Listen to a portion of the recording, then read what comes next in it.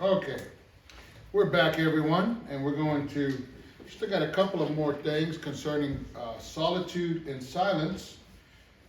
And if fasting goes radically against the culture and the flesh, silence and solitude is also something that is very elusive, isn't it? It's hard to disconnect. I mean, it seems like there's only a few places we can go where there's not a cell tower that we can get a signal. Isn't that true? And you're always connected at some sort of level. And so silence and solitude, very, very important. On page 235 of the textbook, we read, to seek the will of God. To seek the will of God. Here we have a story, or the account rather, of a famous missionary named Hudson Taylor. And he writes here, perhaps one of the most common reasons believers pursue God in silence and solitude is to discern his will about a matter. Jesus did this in Luke 6:12 and 13, when deciding among all his disciples those who would travel with him. In these days he went out to the mountain to pray, and all night he continued in prayer to God. And when day came, he called his disciples and chose from them 12, whom he named apostles.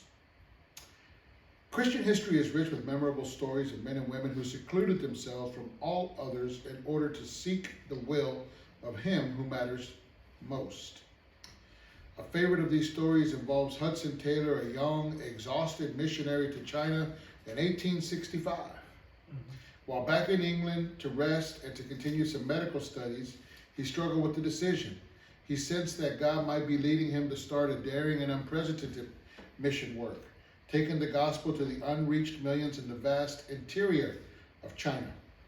For decades, almost all missionaries worked only in the coastal cities, rarely going inland. But Taylor was fearful of leading such a great enterprise, knowing that the burden of enlisting missionaries, as well as finding and maintaining their financial support, would rest on his shoulders. By the quiet summer Sunday of June 25th, Hudson Taylor could stand the uncertainty no longer. Worn out and ill, he had gone to rest with friends at Brighton. But instead of enjoying their constant company, he also sought refuge in silence and solitude, and he wandered out along the sands left by the receding tide. Although the scene was peaceful, he was in agony. A decision had to be made. He must know God's will. As he walked, the thought came, why, if we are obeying the Lord, the responsibility rests with him and not with us? Thou, Lord, thou shalt have all the burden. At thy bidding, as thy servant, I go forward, leaving the results with thee. How restfully I turned away from the sands. The conflict ended. All was joy and peace. I felt as if I could fly up the hill to Mr. Pierce's house, and how I did sleep that night. My dear wife, thou Brighton, had done wonders for me, and so it had.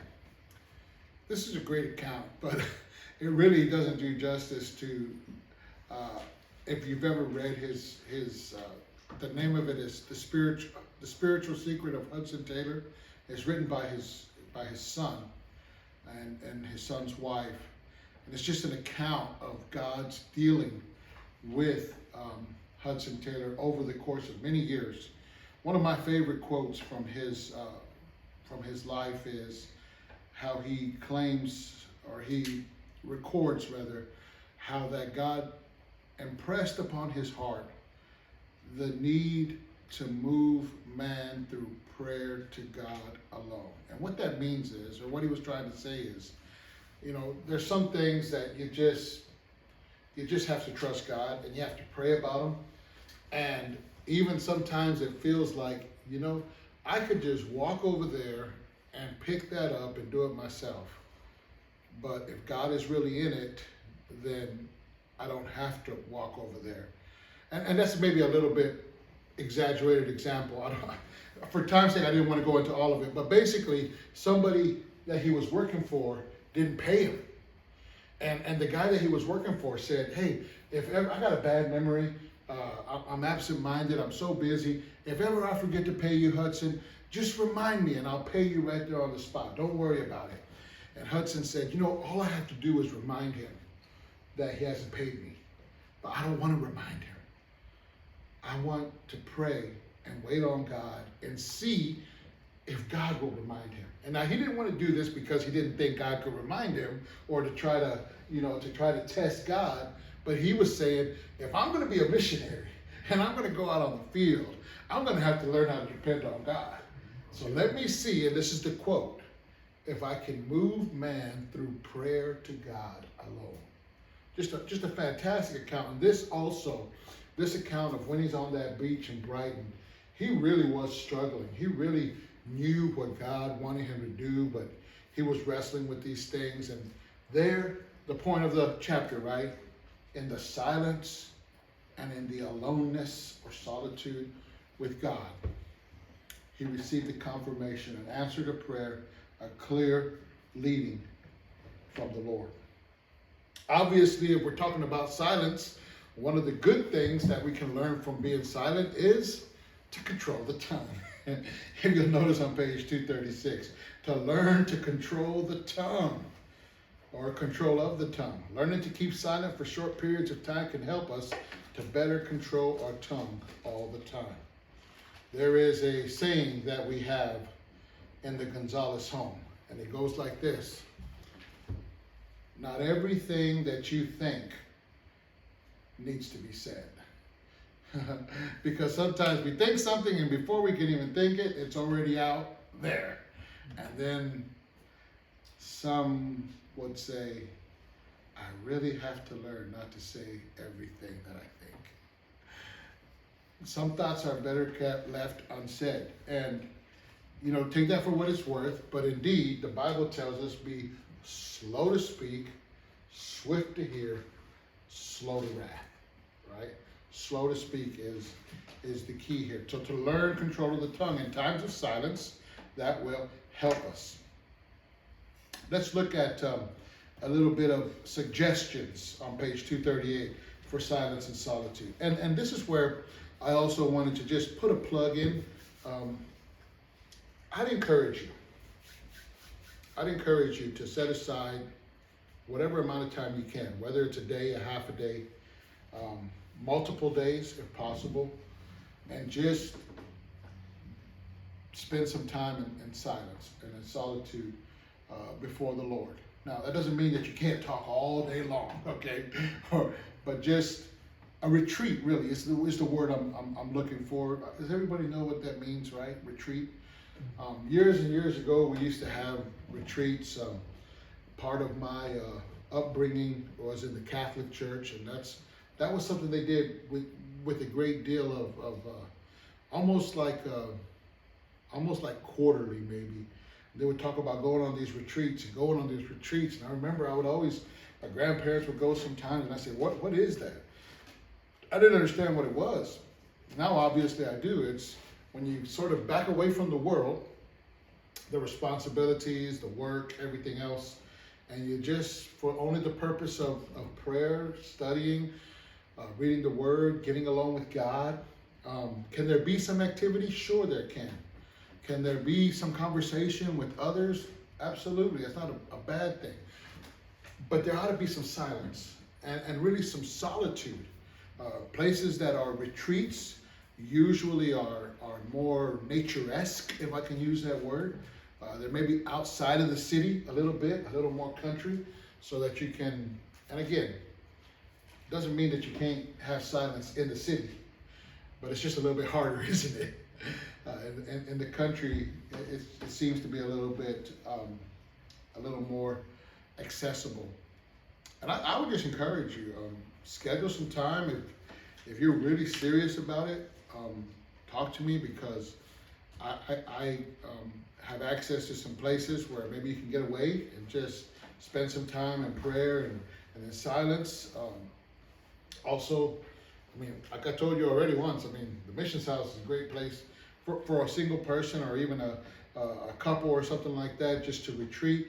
Different camp ministries have couples retreats, young people's retreats, pastoral retreats, all of those sorts of things.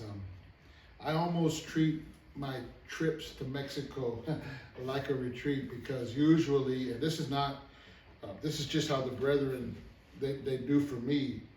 I would be happy to stay with them in their homes, and I have on many occasions.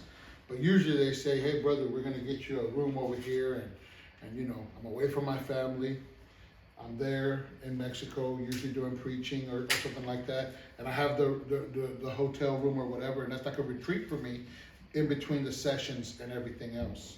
Look at page 239, the goal of daily silence and solitude. I like this quote from Jim Elliot, another very well-known missionary. He says, this is page 239. It says, a goal of daily silence and solitude, not that first paragraph, but the next one. Many battle to develop this daily devotional habit because they lead such busy lives and face such a determined enemy who's aware of the stakes involved. Missionary martyr Jim Elliot knew of the struggle. He says, quote, I think the devil has made it his business to monopolize on three elements: noise, hurry, crowds. Satan is quite aware of the power of silence. That's an interesting thought, isn't it? I'm not saying he hit it right on the head, but he's pretty accurate, I think, there. The devil's battle plan is noise, crowds, and hurriedness. And beloved, God tells us to just come apart and rest a while in a desert place. So when you're getting away for solitude and silence, the key is getting away. Getting away. Sometimes we tell ourselves, well, I'll just do it here at the house. I'll just close the door to my room and nobody will bother me and I'll have silence and solitude. It doesn't work that way. Maybe it can, but It does in my house. it doesn't. I was gonna say, Brother Tony has silence and solitude every day. Oh my goodness, that's true. So, but it does work in some examples. But the key is to get away. And Lydia comes back. and Kyle, right? Don't forget. It's a little scary when there's too much silence in my house with the baby. Right? Yeah, you don't like silence. Not for extended periods anyway. So that's true. But getting away, and let me just say this. Sometimes we say, I'm gonna get away for some silence and solitude. And I'm gonna go, I'm not gonna say this to the beach or somewhere, and we end up doing maybe more fishing or more. It's retreat and silence and solitude. It doesn't mean vacation. Is what I'm trying to get at. So sometimes we say, oh, we're gonna go get away from the Lord, but we're really going on vacation. But that's not the same thing. Again, just spiritual disciplines with the purpose, right? So the purpose is for spiritual growth. Spiritual growth. The last one I want to look at here on page 246, the last example that he gives us is the Jim Elliot was killed in Ecuador, right? Ecuador. Yes, Yeah. yes, him and Nate Saint and Saint, Roger yeah. Youderian, and there was about 4 of them, I think, Yeah, exactly. that were killed. Just a powerful testimony, trying to reach. You know, they were the pioneers of the Mission Aviation Fellowship. In Ecuador. Jim Elliot and Nate Saint. They were pilots and missionaries in Ecuador. Mhm. Yeah. Mhm. So another pioneer missionary was Adoniram Judson. And Adoniram Judson, man, if you've ever read his biography, To the Golden Shorts, again, just heavy tribulation. It's amazing how many of missionaries 100, 200 years ago, how many of them had to bury their family on the mission field. Sickness, the elements, just difficulties. And we think, man, that God gave him a lot of grace, and he certainly did. But Adoniram Judson was in that same. Today it's called Myanmar, where Sister Hadassah is ministering. Back in his day, it was called Burma, and he originally went planning to go to India. And God closed that door, and Burma was where God used him after, just years without anybody being converted, without anybody even really giving him an ear to hear the gospel. They didn't want anything to do with him. And but he tirelessly worked for the Lord. Look at page 246, that first full paragraph, but don't think. But don't think of extended periods of silence and solitude as times only for dealing with crises or for spiritual urgent care. The memoir of the first missionary from America, Adoniram Judson, tells this story. Once, when worn out with translations and really needing rest, he went over the hills into the thick jungle far beyond all human habitation. To this place he brought his Bible and sat down under the wild jungle trees to read and meditate and pray, and at night returned to the Hermitage. That's a bamboo house he built at the edge of the jungle. Cottage. Yep. Judson spent an incredible 40 days like this in the dangerous jungle of Burma.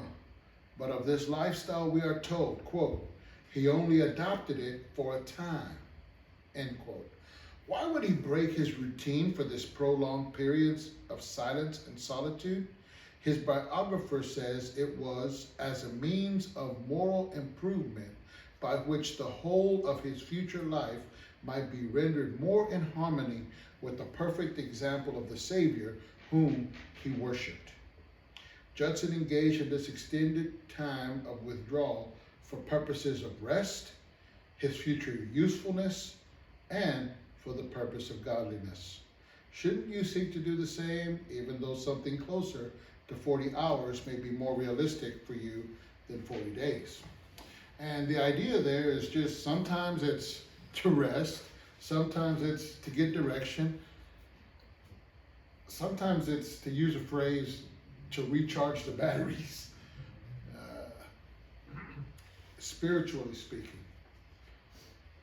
Sometimes just a good little time away, praying, reading the scriptures, getting alone with God, listening, can help us to be useful to him in a future way. So, any questions? I wanted to get a little bit further, but I think I'm gonna leave it there tonight. We'll come back and pick up chapter 11. If you haven't read on ahead, chapter 11 is pretty good, but if you're only going to be able to read one chapter, and I know sometimes we're all busy and so forth, chapter 12 is really my recommendation. If you haven't, some of you may have already finished the book, and that's fine. But chapter 12 is really where I think next week, our last class, I think I'm going to spend the bulk of the time. We'll talk a little bit about journaling. We'll talk a little bit about fellowshipping too, but really this idea of learning and developing a plan for learning, I think is where I want to spend most of our time next Friday. Amen? What a great class. I've enjoyed every single one of these, and I hope you have as well. I know it's a struggle sometimes with everything else that's going on, and to get here on Friday nights at 7, and we got Sundays, and we have everything else going on. But I just want to say thank you for everyone that's come or that watches them online afterwards if you're not able to make it for whatever reason. So let's go ahead and pray tonight, and we'll be dismissed. And Brother Christine, will you please lead in prayer? Bob, thank you for these opportunities to just gather and set our hearts and minds to think about ways that we can just grow in knowledge of your word and your grace and your holiness. We pray, Lord, that we would come away knowing and putting into practice these disciplines. Help us, Lord, as we each go our way this week to live out what we're reading, to be able to put aside time to truly get with you and to seek your face, Lord. We praise you, thank you for all things in Jesus' name. Amen. Amen. And we'll see you next Friday, the Lord willing. Well, hopefully see